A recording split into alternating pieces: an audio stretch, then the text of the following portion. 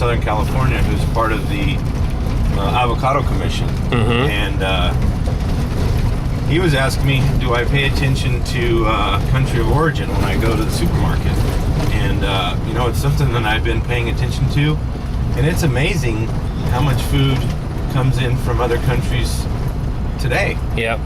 And if they already have a share of the market, you know, you take water from the west side, you take water from an area that produces, you know, some commodities 90%, 95%. His avocado growers in Southern California, which depend on water from the San Joaquin Delta, grow 95% of all U.S. grown avocados. So you cut the water off from Southern California, there's an area that only produces 5% of U.S. grown avocados. So now you're talking about importing 95% of a commodity that most Americans eat on a regular basis. Avocados, guacamole.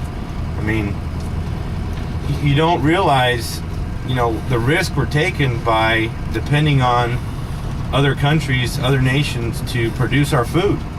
You know, people are concerned about, you know, what are their children eating, what are they serving in schools, you know, what are you putting into your body, you know, as far as cancer, and, you know, what do you think's coming from other countries in their food? They don't have the inspections that we have, they don't have the food standards we have, they don't have the government agencies that keep the quality of our food to a certain level. So now you put the control of our food in a third world country who has no general concern for Americans, and now you go to the store, what are you buying? So, I mean, to me, it's common sense. We have to keep control. We have to keep an American-made food product that we can rely on for everyday consumption, not only for us, but for our kids, for our families, to guarantee that we have food on our table. So taking water off the west side is not only hurting people in Central California, but it's hurting all Americans. And it's a concern that people need to realize in other parts of the United States. I mean, everybody says west side, west side, west side. Well, it's just not west side. It's the United States of America.